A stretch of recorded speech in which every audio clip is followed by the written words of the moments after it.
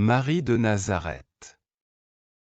Dieu, dans son amour infini pour l'humanité, a envoyé son Fils unique, Jésus-Christ, pour offrir à tous la vie éternelle. Mais avant de réaliser ce plan de rédemption, il fallait une femme, choisie parmi toutes, pour porter ce don précieux dans le monde. Cette femme, c'est Marie de Nazareth. Dieu a sacrifié ce qu'il avait de plus beau et de plus précieux pour avoir une relation avec chaque être humain. C'est pourquoi il a envoyé Jésus-Christ dans le monde, afin que quiconque croit en lui ne périsse pas, mais ait la vie éternelle. Pour que ce plan se réalise, il fallait une femme pour accueillir son Fils bien-aimé dans le monde.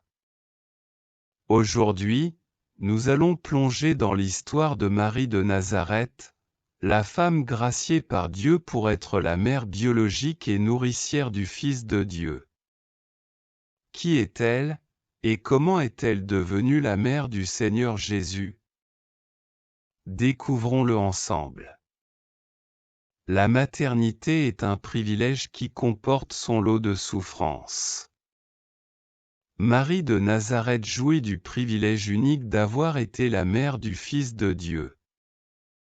Ses joies et ses peines peuvent être comprises par les mères du monde entier. Elle a vu Jésus naître comme son petit garçon et l'a regardé mourir comme son sauveur. Avant la visite de l'ange Gabriel, Marie menait une vie normale. Récemment fiancée avec un charpentier, Joseph, elle se réjouit probablement à la perspective de ce mariage. Mais sa vie change radicalement. Les anges n'ont pas l'habitude de prendre rendez-vous.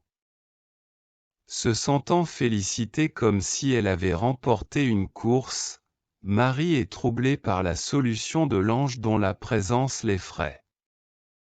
La nouvelle qu'elle reçoit ensuite est le genre de nouvelle que toutes les femmes en Israël auraient aimé entendre: son enfant sera le Messie, le Sauveur promis par Dieu.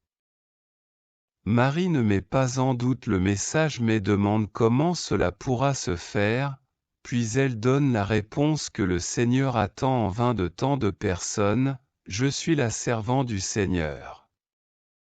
Que ta parole s'accomplisse pour moi. Luc 1, 38. Son cantique, largement nourri par l'Ancien Testament, montre qu'elle connaît Dieu. Peu de temps après sa naissance, le Seigneur Jésus est amené au temple pour être consacré à Dieu. Joseph et Marie y rencontrent deux personnes pieuses, Siméon et Anne, qui reconnaissent dans cet enfant le Messie ou le Seigneur. Siméon adresse à Marie des mots qui lui reviendront souvent en mémoire: toi-même, une épée te transpercera l'âme. Luc 2, 35. En tant que mère, elle devra en effet supporter la présence de son fils rejeté et crucifié par les hommes qu'il est venu sauver. Même si elle avait connu toutes les souffrances qui l'attendaient, elle aurait sans doute donné la même réponse à l'ange. Sommes-nous aussi disponibles qu'elle pour le service de Dieu? Point fort. Elle a été choisie pour être la mère du Seigneur Jésus, le Messie. Elle a été présente aux côtés de Jésus, de sa naissance à sa mort. Elle était disponible pour Dieu. Elle connaissait et mettait en pratique les Écritures. Leçon à retenir. Les meilleurs serviteurs de Dieu sont souvent des personnes ordinaires, mais disponibles pour lui. Les plans de Dieu impliquent des événements extraordinaires dans la vie d'hommes ordinaires. Le caractère d'une personne est révélé par sa réaction face à l'imprévu. Description. Lieu, à Nazareth, Bethléem. Activité, maîtresse de maison. Marie, Joseph. Parenté, Zacharie et Élisabeth. Enfants, Jésus, Jacques, Jose, Jude, Simon et leurs sœurs. Verset clé, Marie dit, « Je suis la servante du Seigneur. Que ta parole s'accomplisse pour moi. » Et l'ange la quitta. Luc 1.38. Conclusion.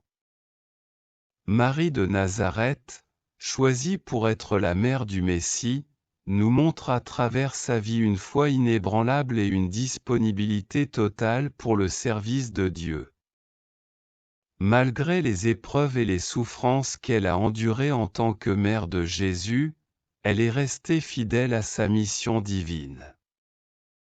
Son histoire nous rappelle que Dieu peut accomplir des plans extraordinaires à travers des personnes ordinaires, prêtes à répondre à son appel.